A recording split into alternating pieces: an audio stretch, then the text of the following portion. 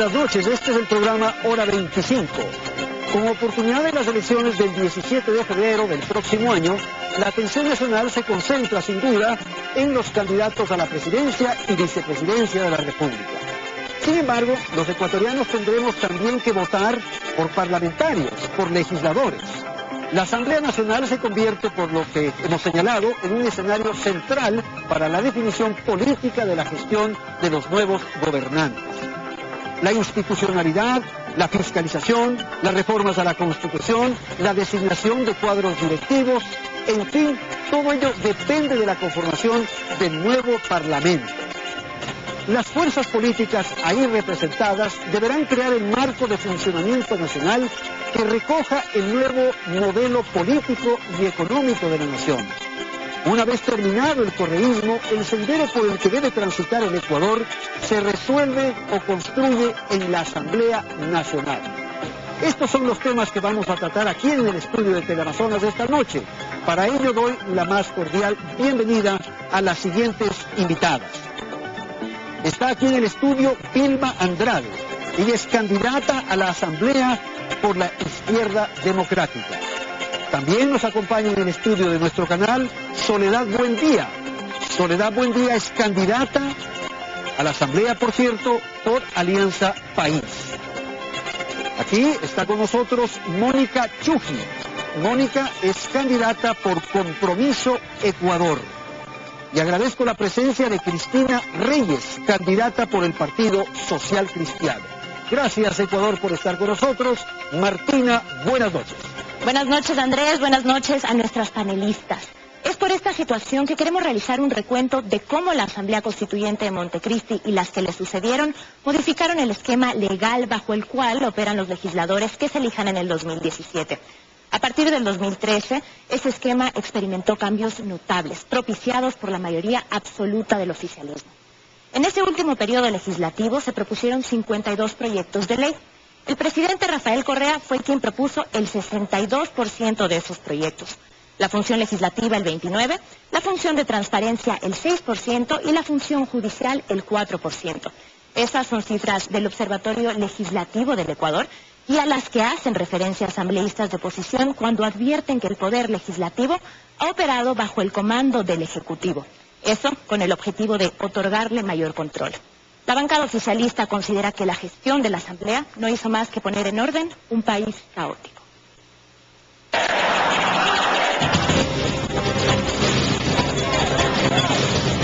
El Ejecutivo y sus allegados las propusieron en la mayoría de las ocasiones. Algunas fueron leyes que se trataron cerca de 4 años en el Pleno de la Asamblea y se criticaron en las calles del país como la Ley de Comunicación, pero que salieron a flote a partir del 2013 cuando Alianza País consolidó una mayoría absoluta con más del 52% de los escaños del Pleno de la Asamblea. Pudimos revisar la Ley de Comunicación enviada por la Asamblea, está muy bien. No hay nada que cambiar. La Ley de Educación Superior se aprobó en el 2010, pese a que las protestas callejeras que desató su supuesta asfixia a la autonomía universitaria fueron varias. Vamos a emplear todos los mecanismos jurídicos, judiciales, para defender la autonomía universitaria. Tener el control sobre las universidades es tener el control sobre el pensamiento de los ecuatorianos. Sin embargo, fue después del 2013, con la mayoría oficialista instaurada, que el grueso de reformas más polémicas a la LOES surtió efecto. Las últimas se plantearon este año para sancionar a las universidades privadas y extranjeras con fines de lucro. Nosotros vemos que la educación particular sigue siendo elitista. Con la ley del impuesto a la herencia y la plusvalía, la situación fue un tanto distinta. Las protestas sociales que se tomaron las calles en el 2015 sí llevaron a la bancada oficialista de la Asamblea a realizar modificaciones al proyecto. La eliminación de la tabla para herederos indirectos. Vamos a mantener una sola tabla. No crean nada de lo que se ha debatido hasta ahora, mientras el bloque de país no se reúne, recibe instrucciones de la presidencia. El Ejecutivo incluso convocó un diálogo nacional que dejó en suspenso la aprobación de estas leyes. Las protestas de los jubilados no surtieron el mismo efecto en el caso de la nueva Ley de Seguridad Social que se promulgó en el 2015. Dicha ley eliminó el aporte estatal para pensiones jubilares, pues según el oficialismo era innecesario.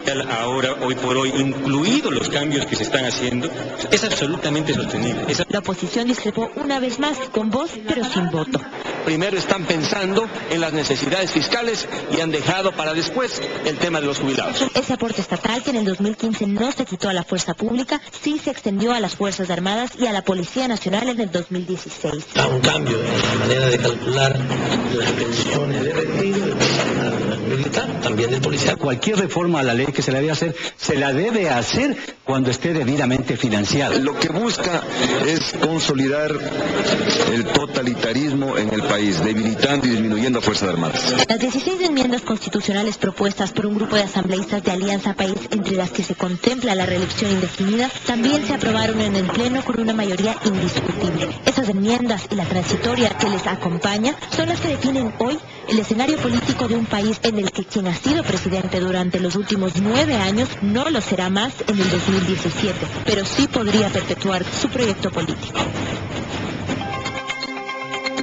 Bien, como acabamos de ver, Cristina, hay muchas leyes que han sido controversiales, polémicas, hay leyes que provocaron incluso reacciones populares, las instituciones o los sectores que se vieron afectados respondieron.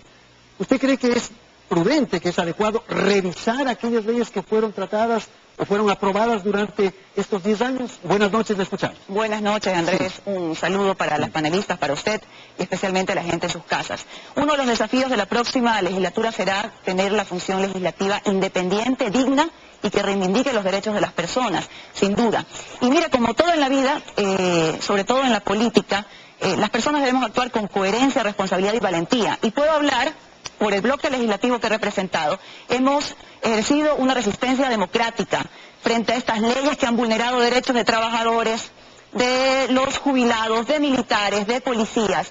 Y las próximas elecciones se juega un momento histórico. Si queremos continuar con este modelo castrista, chavista, despilfarrador, que ha vulnerado derechos de las personas, o queremos pero ir es hacia evidente, uno Cristina, nuevo. que hay algunas leyes que sí son unos avances sociales, pues. Mire, Andrés, por ejemplo, en la ley de justicia laboral que trabajé activamente desde la Comisión de los Derechos de los Trabajadores, ¿cómo estar en contra, por ejemplo, del tema de las protecciones a las mujeres embarazadas, por ejemplo, claro, a los fueros sindicales?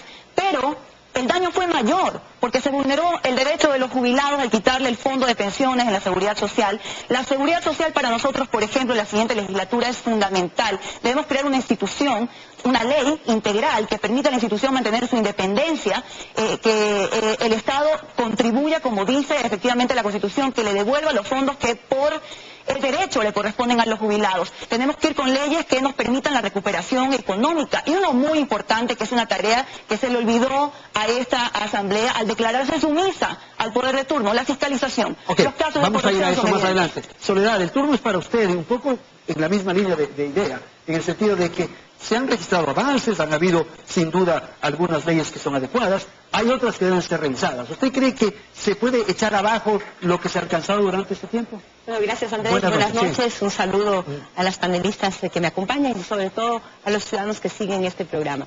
Creo que es fundamental señalar que el país ha cambiado ya y aquellas normativas que corrijo en el video presentado hablan de 52 presentadas, son 54 leyes aprobadas por este Parlamento y muchas de ellas la fuente es el Observatorio Legislativo. No está actualizado, le remitiré la información.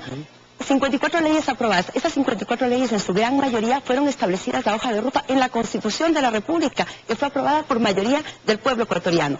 Y en esta Constitución se establece cuáles son las normativas remitidas obligatoriamente por el presidente de la República en su momento. Por lo tanto, estas leyes que hemos aprobado, que hemos debatido y que hemos discutido, son en el marco de esa aprobación constitucional del pueblo ecuatoriano y responden absolutamente a aquello que está establecido en la Constitución y aquel mandato cuando fue el pueblo ecuatoriano a las urnas y se pronunció. Por lo tanto, estamos siguiendo, estamos cumpliendo lo que propusimos en campaña, lo que propusimos y aprobamos con el mandato del pueblo ecuatoriano, lo hemos ido avanzando. Hemos hecho leyes que fundamentalmente desarrollan derechos.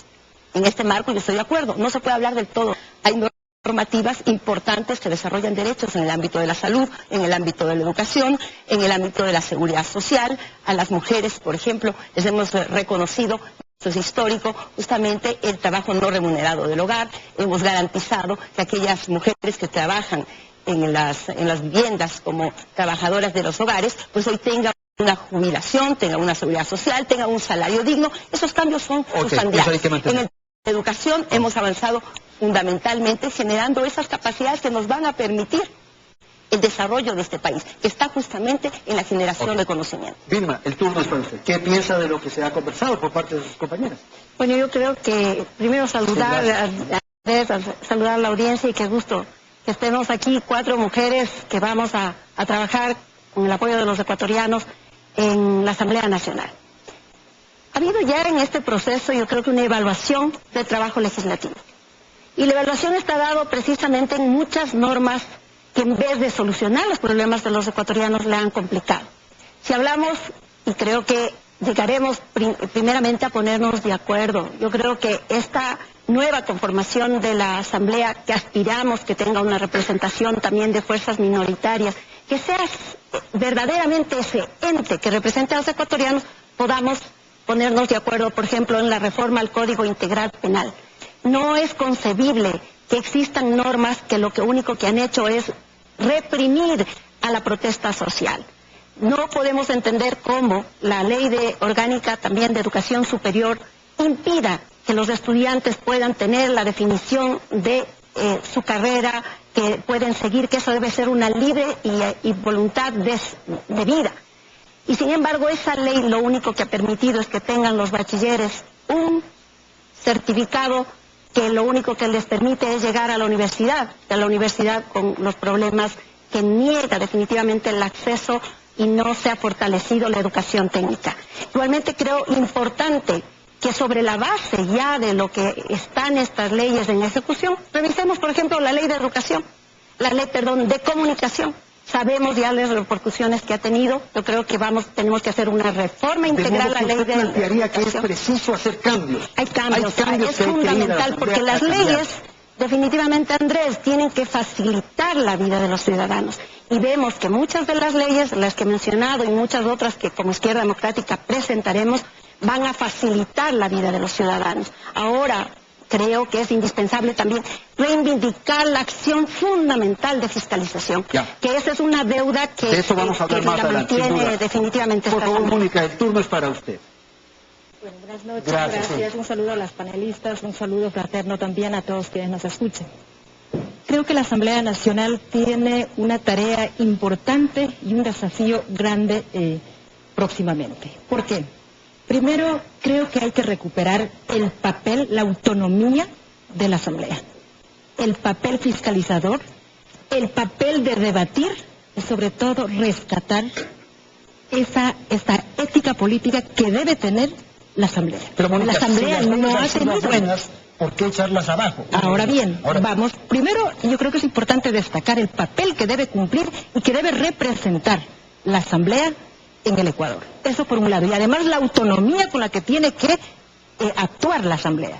Por otro lado, el tema de las normas. También hay un gran desafío. Por ejemplo, en el COIP, ya lo decía Vilma, en el tema de la criminalización a la protesta social, pero también en el tema al trato, cómo se le da a la violencia de género, a las violencias hacia la mujer, que se han puesto una serie de cortapisas y un tratamiento desigual a la violencia que vivimos las mujeres. Por otro lado, la Asamblea tiene el desafío, por ejemplo, de revisar normas en favor de los pueblos y nacionalidades indígenas. No es posible que la consulta libre, previa e informada, que está dentro de la norma internacional y que fue ratificada por el Ecuador, haya sido totalmente omitido. Y los pueblos indígenas y la ciudadanía en general en este proceso ha vivido realmente un momento súper duro en contra de sus derechos. Y la Asamblea tiene, las asambleístas, vamos a tener el desafío de poder retomar ese papel y hacer normas que vayan en favor de los derechos. Tal vez el hiperpresidencialismo, Soledad, que es lo que se observa, se cuestiona, en el caso de la Asamblea resulta de alguna manera perjudicial, en el sentido de que, como vimos en el cuadro, el 62% de las iniciativas provinieron del Ejecutivo. Bueno, entonces la representación nacional, los ecuatorianos, ¿dónde están? Bueno, la representación del pueblo ecuatoriano está a través de las urnas en esa Asamblea Nacional. El número importante de legislación remitida por el presidente de la República tiene una razón de ser, y es la Constitución de la República aprobada por el pueblo ecuatoriano que estableció la hoja de ruta. Aquí es importante señalar dos temas. Uno, la representación de esa Asamblea Nacional que todos tenemos un voto popular que está detrás, en función de un programa que planteamos cuando fuimos a elecciones y que lo estamos cumpliendo. Planteamos aprobar una ley de comunicación que además fue validada también en una consulta popular, recordémoslo. También planteamos, por ejemplo, el tema de la seguridad social, que fue también validado por el pueblo ecuatoriano. Por lo tanto, esta representación tiene una coherencia. Aquí hablamos de independencia, claro que sí, pero de respeto también a la normativa. La misma Constitución señala pues esta colegislación. Yo quisiera señalar que el tema de la representación, desgraciadamente, no es adecuado, porque ha establecido a través de decretos del Ejecutivo y también del Consejo Nacional Electoral, no han permitido la real participación de las minorías. Es decir, las mayorías deciden lo que deben hacer las minorías. Ese método de asignación de escaños, el método de Hon, es perverso. No permite, por lo tanto, una real representación. Y por eso es que Alianza País ha tenido esa amplia representación, pero no nos representa a todos los ecuatorianos. Sí, Andrés, lo que dice el asambleísta Buendía no obedece 100% a la verdad. Porque si bien la Constitución establece, como dice la hoja de ruta de ciertas leyes que se han aprobado, como la ley de comunicación, que ha sido nefasta y sabemos para qué fue utilizada, como para ser beligerante, hostil y perseguir a los medios de comunicación. La Asamblea Nacional no ha sido independiente, ha tenido una agenda política, económica, coyuntural, obedeciendo las órdenes del Ejecutivo. ¿En qué momento los ecuatorianos votaron, por ejemplo, para que se aprueben las enmiendas a espaldas de los ciudadanos, para tanta carga y reforma tributaria enviada desde el Ejecutivo y aprobado por la Asamblea, que ha aumentado los impuestos y han asfixiado a los ecuatorianos? ¿En qué momento la Asamblea ha creado todo los índices de desempleo el día de hoy? 400.000 personas han perdido su empleo. Desde la Comisión de lo Laboral dijimos que no se había generado una herramienta que permita la generación del mismo. Al contrario, se eliminaron algunas modalidades contractuales.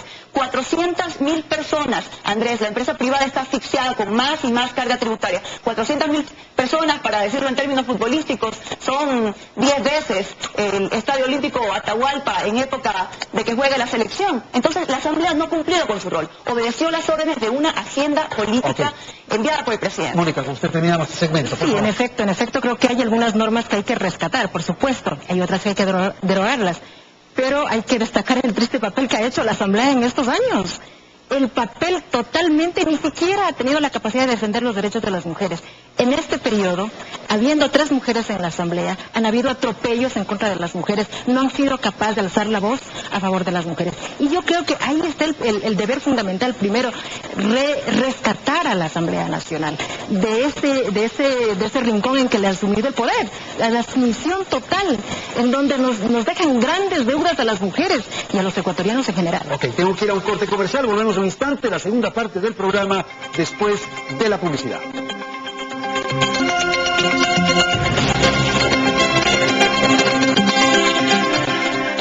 Esto es Hora 25.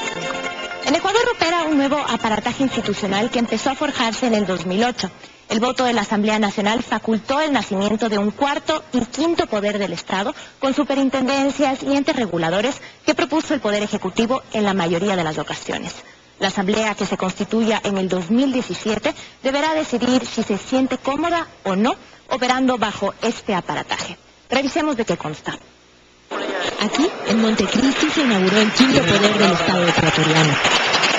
La función de transparencia y control social a la que pertenecen instituciones que repuntaron a partir del 2013, como el Consejo de Participación Ciudadana, una renovada Defensoría del Pueblo y varias superintendencias. La oposición acusó al oficialismo de constituir esas instituciones con opacidad, criticando, por ejemplo, la conformación del Consejo de Participación Ciudadana en el 2015. ¿Adivinen qué? El uno es esposo del asambleísta Buendía, el otro salió del Ministerio de Inclusión Económica, el otro de las empleadas, el otro de Carondelet, y esposo al que usted se ha referido, Edwin Jarrín, el mejor puntuado del Consejo de Participación, llegó a ese espacio por un proceso de concurso de mérito. El Consejo de Participación Ciudadana designó a los 5 vocales del Consejo Nacional Electoral, ente que junto al Tribunal Contencioso Electoral conforma el cuarto poder del Estado. El Consejo de Participación Ciudadana también designó al exdirector de Gama TV, Carlos Ochoa, como superintendente de información. Posesionado como nuevo superintendente de Información y Comunicación. Esto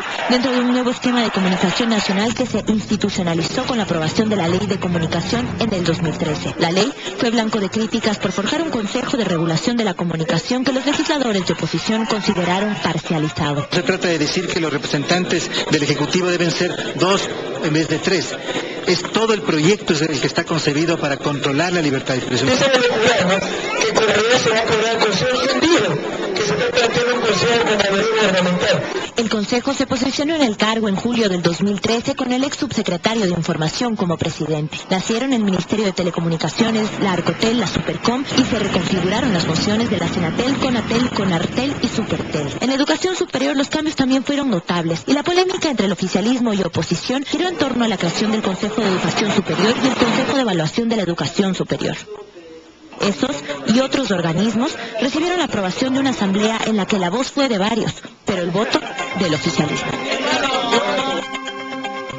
Bien, vamos a la segunda parte del programa. Voy a dar la palabra a Soledad Buendía para incorporar lo que acabamos de escuchar y ver en el video. Esto es la institucionalidad. Y ahí el tema o el rol de la fiscalización se vuelve fundamental. Por favor. Bueno, varios temas. Les voy a pedir un poquito poder desarrollar porque estoy así 5-1 aquí, entonces debería... ¿Pero por qué yo soy de una neutralidad absoluta? 5 con Martina. Bueno, es importante señalar que la Asamblea Nacional, como todas las asambleas en el mundo, tienen estos procesos de designación y son cuestionados porque muchas veces no entendemos cuál es el rol del legislador. En esta asamblea de puertas abiertas, los legisladores hemos planteado un mecanismo distinto, donde puedan acceder a nuestros curules, donde los plenos de la asamblea sean con participación ciudadana, donde nuestras comisiones sean permanentemente con estos ciudadanos que puedan intervenir. Yo en la comisión, por ejemplo, tengo un mecanismo que se llama asambleísta por unidad, donde un ciudadano común, uno que nos escucha en este momento, puede participar, tener voz, aportar en esa construcción de esas leyes y empezar a conocer, porque el ser parte de la política permite esa transformación. Las leyes que hemos aprobado, estas 54 normativas, desarrollan derechos. Yo entiendo que quizás Cristina no valore aquello que nosotros hemos aprobado, pero seguramente las madres de los los niños que llevan a las escuelas, a los 450,000 niños que salieron de los basurales y hoy reciben educación gratuita, sin matrícula, reciben textos escolares, reciben uniforme y una educación de calidad que los proyecta a los 19,000 jóvenes que están hoy recibiendo esas becas, pues sí lo van a valorar. Yo entiendo que, Cristina, tú no lo puedas entender de esta manera, pero los ciudadanos sí lo ven, sí lo sienten. Para nosotros es fundamental también señalar que las leyes que hemos aprobado desarrollan derechos y no están escritas en piedra. Se deben cambiar, se deben seguir analizando y transformando, y ese es el rol del legislador. El legislador pues tiene ese rol transformador en función de solucionar, como decía Vilma, los problemas ciudadanos. Y ahí está justamente el eje. Por ello los ciudadanos estamos y debemos ser parte de esa legislación, acercarnos. Mi despacho abierto todos los días lunes para recibir a los ciudadanos en cita, para poder conocer y ser mejores legisladores, abriendo esas posibilidades. En el tema de fiscalización, si me permite, bueno, en el tema de fiscalización, que es lo que se ha tomado como los grandes titulares. Se dice que no fiscalizamos. Permítame señalarles que la fiscalización debe ser entendida en función de solucionar, como decía Vilma, los problemas ciudadanos. Porque en el pasado, antes del 2007, se hicieron 4 procesos a presidentes y vicepresidentes y alrededor de 40 procesos de fiscalización que fueron juicios políticos en los cuales hubo un show mediático donde no hubieron ningún sancionado, donde, por ejemplo, para decir uno, el que hizo León Febres Cordero al famoso ministro Peró, nunca luego fue sancionado, no se recuperó el dinero, no hubo ningún rédito para el ciudadano, pero sí para los actores políticos. Luego Febres Cordero se posesionó políticamente y el ministro Peró luego fue también diputado. Gracias. Por lo tanto, hay una visión distinta. Permítame que termine la idea, discúlpame, Andrés, que nosotros hoy estamos legislando en función y fiscalizando en función de los ciudadanos. Más de 120 pedidos de información la ha hecho, por ejemplo, el asambleísta Salgado. Nosotros hemos hecho más de 3,000 pedidos de información. Cientos de ministros de Estado han comparecido a la Asamblea Nacional. 21 procesos de fiscalización, los cuales 2 de ellos han llegado al Pleno de la Asamblea Nacional en estos 10 años. A ver, Andrés, siempre la cantaleta y el estribillo del pasado para tratar de justificar lo injustificable, los desastres que han hecho con este modelo perverso. Voy al tema de la fiscalización. La Asamblea ha sacado 0 en esa tarea. Mire usted los escándalos de corrupción de Petroecuador, de esos que llegaron como pepa de guava y ahora son millonarios. hemos visto en estos días las incautaciones que se hacían de los dineros en los floreros escondidos por allí.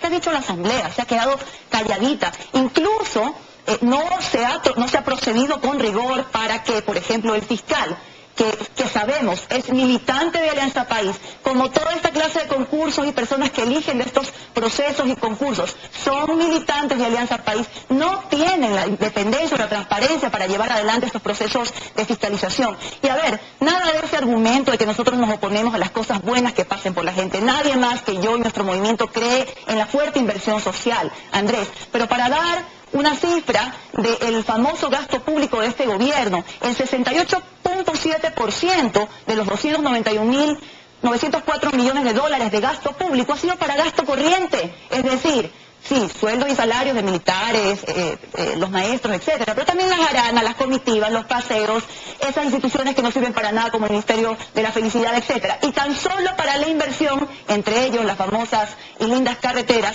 solamente el 31%. Así que me encantaría realmente que el gobierno hubiera invertido en gasto público en los niños, en las personas. 30 segundos, a ver. Aquí es importante señalar que lo que llaman endeudamiento, gasto, despilfarro, es inversión en escuelas, es inversión en aquellos UPCs que están regados por todo el país. Es esa generación, cuando se habla de inversión, de desarrollo, tenemos que hablar también de infraestructura, es generación de unidades del milenio, es generación de becas, es generación de esa inversión en función del ciudadano y no en función de los intereses particulares. Ahí yo quisiera advertir que esta nueva asamblea tiene el gran reto de fiscalizar, pero también de expedir normas que ayuden a ese hecho. Se han generado, sí, proyectos de desarrollo. Que ayuden a la fiscalización, a la auditoría, al control de los dineros públicos en general. Exactamente, porque mire usted, reconocemos nosotros, lo decimos siempre, nosotros no somos de esa oposición ciega que cree que todo lo que se ha hecho está mal, pero no coincidimos con esa visión también de que todo lo que están haciendo es perfecto. Se han generado leyes que promueven el desarrollo y de hecho lo están haciendo. Sin embargo, no han tenido una lógica de saber que esos proyectos tienen que ser sustentables, que tienen que permitirle la durabilidad en el tiempo. Se fijaron solamente en el gran ingreso petrolero, como que eso iba a ser permanente, y ahora nos dejan al Ecuador sumido realmente con un endeudamiento muy grande. Creemos que también la fiscalización tiene que hacerse con leyes que permitan. Nosotros vamos a plantear una ley que se llama el soplón cívico, para que permita al ecuatoriano que algún momento cayó en presión de los entes del Estado y de funcionarios corruptos para entregar dinero, que lo pueda hacer en un proceso sin tener represalias, sin tener tampoco normas que le prohíban, y que así de esa manera revelen en dónde depositaron, a quién entregaron los dineros, porque ahora estamos viendo y sorprende que cuando le llamaron a Carlos Pareja y a Nuceli a la Comisión de Fiscalización y había una empresa, Capaya, que era fácil deducir, sin embargo, pregunto yo, ¿qué han hecho la Asamblea respecto a ese caso en concreto? Pero además, decirles que a veces los ecuatorianos, cuando hablamos de los actos de corrupción, confundimos porque decimos, sí, son el dinero del petróleo, es dinero de los fondos fiscales, sin reconocer que ese dinero es de nuestros hijos, finalmente, es de nuestros nietos, es de todos los ecuatorianos. Gracias. Y también creemos una norma que debemos cambiar. Necesitamos no solamente que exista esta norma que hay que hacerle una reforma a la ley orgánica, que no es suficiente la inhabilidad política para los corruptos, porque claro, no pueden actuar en procesos electorales. Nosotros creemos que no pueden actuar ni volver a actuar jamás como funcionarios públicos. Esa ley la han establecido en el Perú, ¿verdad? Sí, esa la vamos a hacer. Muy bien, vamos, Mónica. Bueno, un poco para comentar. La fiscalización me preocupa un poco. Por supuesto que sí, me parece, pero para comentar un poco respecto a lo que decía la panelista, Soledad, sobre la asamblea de puertas abiertas, la asamblea en donde los ciudadanos tienen la posibilidad de participar. ¿Pero de qué ha servido? ¿De qué ha servido si la decisión final siempre ha venido de Carondelet? Eso ha sido testigo el pueblo ecuatoriano. Y sobre lo que dice Vilma, Bueno, también habría que recalcar que la izquierda democrática tampoco ha sido firme en defender los derechos de los ciudadanos. En estos años yo no he visto cuando se aprobó la ley de comunicación, cuando ha habido persecución, no hemos visto una posición firme frente a aquello. Pero tampoco creo en lo de la oposición ciega, no hay oposición ciega. Nosotros, o yo represento al movimiento Podemos, estamos en la Alianza por el Cambio, con el movimiento Sumal, con el movimiento Creo, apoyando a Guillermo Lasso. ¿Qué creemos nosotros? Por supuesto que la Asamblea tiene que recuperar el papel de la fiscalización. Fíjese usted en estos años cuántos millones se han dado a través de los decretos de emergencia. ¿Dónde está la fiscalización? ¿Dónde está la fiscalización en los proyectos hidroeléctricos? No hay fiscalización. En la misma deuda externa. Recordemos que este gobierno nos deja endeudados como nunca en la historia. Y cada hijo o hija que nace viene ya con una deuda debajo del brazo. Entonces, el papel de la Asamblea tiene que ser eso, representar a los ciudadanos, defender los derechos de la ciudadanía, defender los intereses del pueblo ecuatoriano, defender y hacer y aclarar en dónde se está gastando cada centavo de lo que sale de nuestros impuestos, de nuestros recursos. Es cierto, esta es una referencia que se hace con frecuencia de que la izquierda democrática ha tenido una conducta ambigua, ambivalente, extraña respecto al gobierno. Yo soy absolutamente tácita, izquierda democrática no existía. ¿Perdón? Y la izquierda democrática perdió la personería jurídica y quienes estuvieron antes en la dirección del partido también perdieron esa sintonía y esa fuerza de respaldo social y por eso se fueron muchos de militantes de la izquierda democrática se volvieron colaboradores del régimen y otros se fueron a la derecha. O sea, tenemos de todo ahí, pero esta recomposición, esta refundación que me correspondió estar al frente recupera esa necesidad de fortalecer los partidos políticos, de reconciliar la ética con la política. Nosotros tenemos una referencia histórica que la tenemos que cumplir. Tenemos a Rodrigo Borja, que realmente ha sido un presidente honesto, igual, alcaldes y prefectos. Entonces, eso es lo que nosotros estamos trabajando con más fuerza ahora. Con relación al tema de la deuda, nosotros estamos en el marco de la ley en cuanto al endeudamiento y aquí es importante saber, ¿endeudamiento para qué? Endeudamiento como en el pasado para pagar deuda externa o para invertir y generar posibilidades de desarrollo. Recordemos, miren cifras, en el gobierno socialcristiano de Sixto Durán Ballén, 65.40% de endeudamiento, en el de Abdalá Bucarán el 60%, en el de Fabián Alarcón el 53%, en el de Yamil Mawad el 81% de endeudamiento, es decir, que esto del endeudamiento creo que hay que analizarlo con mucha objetividad. Yo creo que el país requiere de análisis serios, de objetividad en función de las cifras. Creo que es fundamental también que los ciudadanos podamos tener esta legislación en función de aquello y aquí puntualizar, responderle a Vilma, hemos trabajado en el tema de transparencia con normativas. El COIP tipifica el tráfico de influencias, por ejemplo. Hemos fortalecido la lucha a través de la normativa del enriquecimiento ilícito, del testaferrismo, el lavado de activos. Hemos generado posibilidades a través de las leyes que hemos aprobado hace pocos meses atrás y a partir del COIP también, justamente esta lucha contra la corrupción, porque la corrupción no es solamente desde el funcionario público, también está el privado. Es ida y vuelta, es ida y vuelta. Entonces, esos recursos de la corrupción son los que hay que buscar dónde están. Y por ello los paraísos fiscales y los cuestionamientos. Cristina, por favor. Quiero rebatir algo con respecto al tema de la deuda. Nunca antes un gobierno nos ha endeudado tanto como lo ha hecho este. Estábamos al límite de lo que permitía la ley, el 40% del PIB. Y mire que resulta con este nuevo recálculo, dicen que siguiendo las recetas del Fondo Monetario Internacional, han hecho un recálculo tratando de obviar la deuda interna, los 8.000 millones de dólares que le deben al BIES, por ejemplo, que es plata de los jubilados, que es plata de los trabajadores, y ahora resulta que tendrían hasta un 12% más de capacidad de endeudamiento. ¿Qué es lo que pretende este gobierno que está de salida? Continuar endeudando al Ecuador, hipotecando el futuro de los niños, de los jóvenes. Realmente es irresponsable el manejo que se ha hecho con la mayor bonanza petrolera y tributaria de toda la historia. Ok, Mónica, con usted terminamos este segmento. Sí, definitivamente creo que hay que poner también énfasis en la publicidad y la propaganda que ha tenido este gobierno. Se ha sustentado, Andrés y amigos se han sustentado en la publicidad y la propaganda. Y no ha habido fiscalización en esta área. Yo creo que lo que nos han vendido a través de la televisión, a través de las cadenas, a través de las sabatinas, en los monólogos sabatinos, es eso. Es solamente maquillaje. Ahí sí podríamos hablar de maquillaje de lo que hace el gobierno nacional. Entonces nosotros sí proponemos realmente que tenemos que hacer el papel ético de fiscalizar de los recursos económicos que se destina a diferentes programas y proyectos en el Ecuador. Este es el programa Hora 25. En un instante retornamos. Estamos en Hora 25. ¿Cómo se desempeñan los legisladores de la Asamblea? El Observatorio Legislativo del Ecuador lleva un recuento de su actividad y computa ciertos datos curiosos. Por ejemplo, el asambleísta Andrés Páez, que hoy se postula a la vicepresidencia por el movimiento Creo, ha propuesto 11 proyectos en el Pleno, pero se encuentra entre los que más se ausentan a votaciones con un 30% de faltas. Quienes tienen aún más ausencias que Páez son los asambleístas de Alianza País, Lautaro Sáenz y Nicolás Issa, con un 42 y 40% de faltas respectivamente.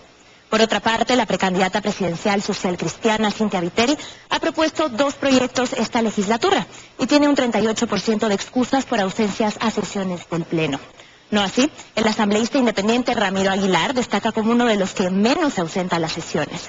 Tiene una asistencia del 90%, pero aún no se sabe si volverá a postular su candidatura a la Asamblea.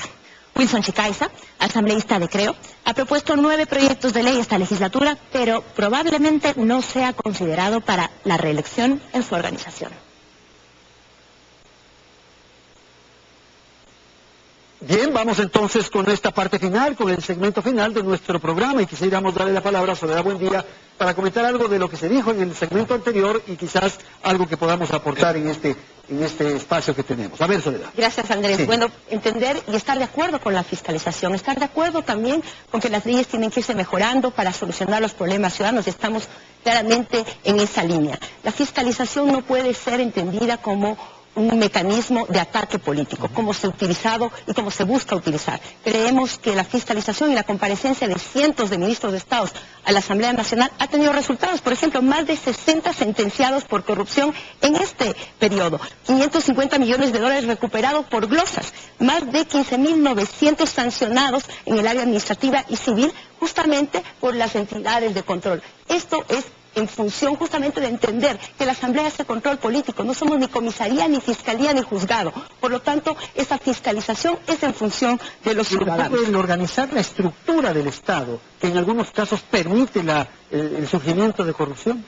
Pues justamente por eso hemos hecho leyes y estamos planteando un pacto ético en el cual aquellos que utilizan paraísos fiscales, por ejemplo, para esconder esos recursos, esos capitales sin rostro, que lo que buscan es esconderlos, pues no sean funcionarios públicos, no sean candidatos. Vilma decía que no puedan volver a estar en ningún ¿cómo hacer eso si los mismos funcionarios del gobierno están implicados en esos temas? Justamente por eso hemos denunciado. Qué bueno que el gobierno ha sido quien ha denunciado y hoy están presos algunos, han habido incautaciones y obviamente esto se le da en este momento toda una trascendencia porque estamos en campaña electoral, estamos en época electoral y por lo tanto se está utilizando aquello. Nosotros y el gobierno nacional es quien lo ha denunciado. La Asamblea Nacional ha hecho informes con relación a los temas de Petroecuador. Por lo tanto, es importante ser objetivos. Yo creo que es fundamental para la ciudadanía tener una Asamblea Nacional que debata, que discuta, que con ética haga planteamientos, que garanticemos los derechos de salud, de educación. Más de 1 millón de mujeres afiliadas a la Seguridad Social son cabezas de familia. Esos desarrollos, permítame solo terminar, ese desarrollo hay que garantizarlo, hay que defenderlo y hay que continuar cambiando. Y esa es la invitación del Movimiento Alianza País. Continuar cambiando, valorar lo que hemos logrado y corregir aquello que obviamente se deba corregir. Mónica, por favor. Pues a mí me parece, por decirlo menos, ridículo decir que el gobierno es el que ha denunciado la corrupción. Perdónenme, pero de lo que sabemos y lo que los medios nos han mostrado, uno de los actores que ha denunciado la corrupción ya desde hace tiempo es Fernando Villavicencio, que por cierto está en la lista en Acuerdo por el Cambio, que lo está liderando, creo, Suma y Podemos. Y por otro lado, el tema de la fiscalización, nuevamente reivindican mucho desde Alianza País de que se fiscalizaron. Realmente lo que han hecho es un show. En verdad, deberían ser un poco más sensibles para tomar en serio la fiscalización, porque no son dineros de cada uno, son dineros del pueblo. Y me parece que eso realmente merece tratar con absoluta ética y responsabilidad. Cristina, por favor. Ya lo he dicho, queremos ir hacia una asamblea digna, valiente, independiente, que se sintonice con las necesidades de los ciudadanos y no con la agenda política del movimiento de turno que llegue al gobierno. Queremos un gobierno que responda por el bienestar de los ciudadanos y que genere empleo productivo, porque aquí lo único que se ha generado son empleos burocráticos. Y estoy convencida, Andrés, que en las elecciones de febrero los ciudadanos tienen en sus manos el poder de cambiar, pues porque nuestro destino no es un juguete o un capricho que está en manos de iluminados o redentores. Aquí no hay ni iluminados ni redentores. Somos ciudadanos, son ciudadanos los que tienen que trabajar en los proyectos Pero yo no sé políticos. si en el Parlamento se pueda provocar ese cambio. Se puede provocar si hay decisión política por parte de cada uno de los legisladores que vayamos a la Asamblea Nacional. Ese eslogan de las puertas abiertas no puede ser de la boca para afuera. No es una simulación, una ficción de recibir a la gente en comisiones generales, pero al final hacer todo lo contrario en las leyes laborales, en las leyes que han afectado a los jubilados, que han afectado a sectores productivos. Entonces se les escuchó, fue una simulación, pero no se construyeron las leyes con la gente y con los principales afectados. Ok, Dilma, por favor. Bueno, tenemos que definitivamente legislar y fiscalizar, pero ir a lo de fondo. Porque si hay se empieza la fiscalización en la Asamblea Nacional y desgraciadamente nos encontramos instituciones que están captadas por el Ejecutivo o por un movimiento, por importante que sea, un movimiento político que a la larga es transitorio y que así esperamos que se dé este cambio, tenemos que apoyar, y nosotros como Izquierda Democrática apoyaremos la propuesta de la consulta popular para eliminar el Consejo de Participación Ciudadana, que se ha convertido en un ente definitivamente que lo único que ha permitido es burocratizar a los ciudadanos y además, ¿qué representación tiene? ¿Qué coincidencia en todos los procesos? Resulta que los elegidos son afiliados o muy cercanos a una organización política. De modo que ustedes proponen consulta popular para este punto, por ejemplo. Exactamente. ¿Reforma a la Constitución no? Es la consulta, es claro, para reformar la Constitución. Y creemos que en esa reforma de la Constitución tienen que especificarse ya sobre la base de evaluación que tenemos de la Constitución varios mecanismos para fortalecer a las instituciones. Necesitamos una fiscalía, una contraloría. Los entes de control tienen que estar desvinculados del poder político, absolutamente. También creemos, cuando se llama al pacto ético, nosotros decimos, sí, estamos de acuerdo con el pacto ético, pero ¿por qué en este momento? ¿Por qué en un momento electoral para convertirse al presidente Rafael Correa en un participante político, un actor político en este proceso? Eso no es ético. Tampoco es ético que se haya llevado al concurso de las frecuencias en diciembre. ¿Qué hace? Limitar sobre todo a aquellos ciudadanos ecuatorianas como quien les habla, que queremos llegar a la Asamblea, cumplir nuestra misión, pero ¿qué tenemos ahora?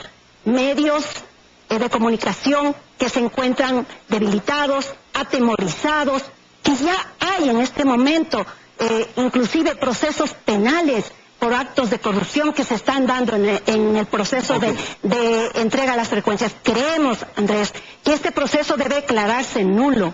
No es concebible que mientras el gobierno tiene a los organismos y a los medios de comunicación incautados a servicio realmente de un partido político, quienes no estamos en ese partido no tengamos la posibilidad de ir a medios independientes, porque usted va a una radio pequeña en Pelileo o va a una pequeña canal de televisión en Loja y lo que le dicen, tenga cuidado, por favor no hable mal del gobierno, porque aquí no nos van a dar la frecuencia. Estamos en el proceso de renovación. Eso no es ético. Yo creo que hay muchos, y solamente quisiera agregar que nosotros creemos que tenemos que ir con un proyecto de empoderamiento juvenil.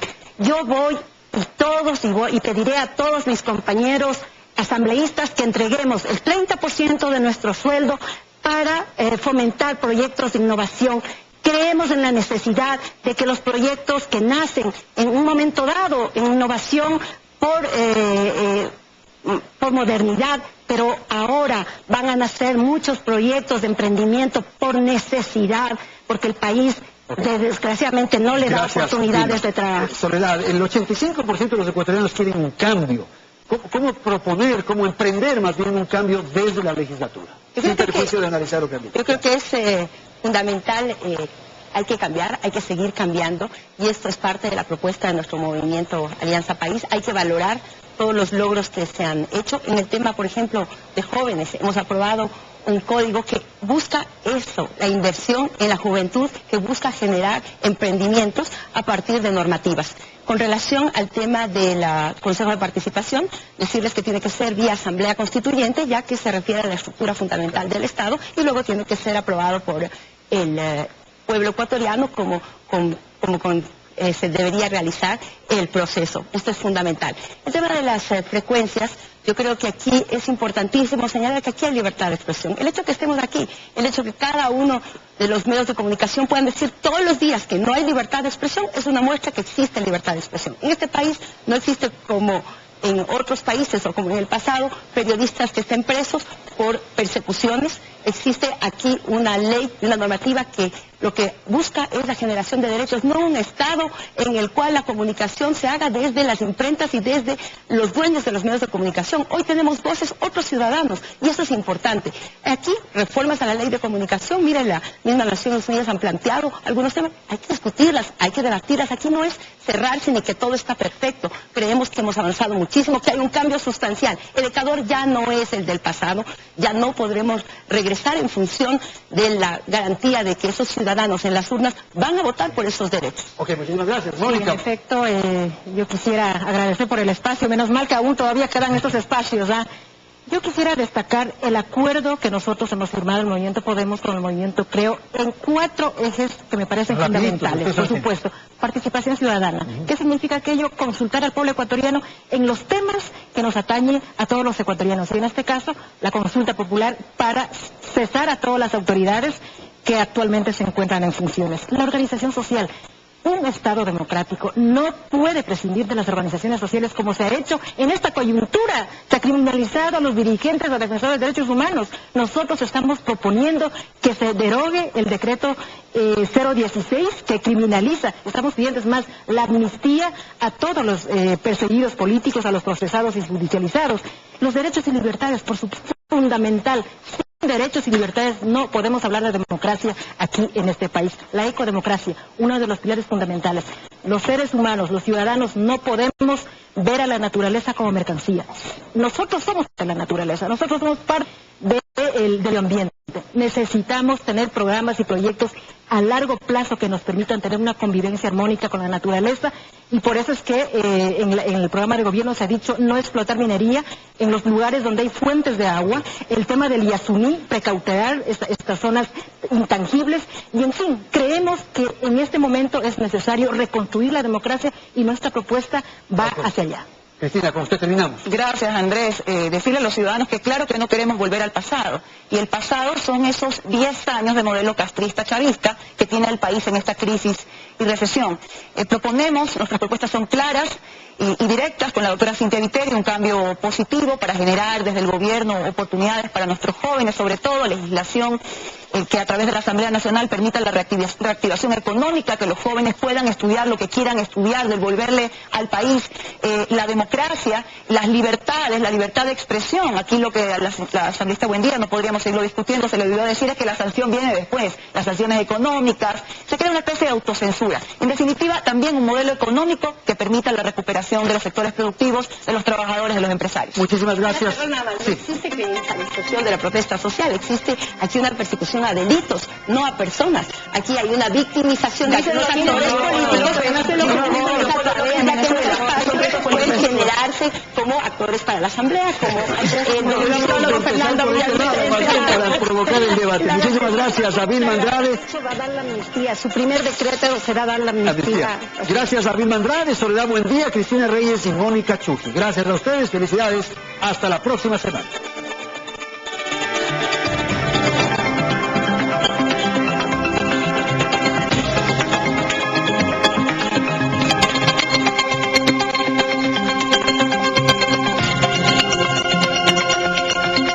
Teleamazonas presentó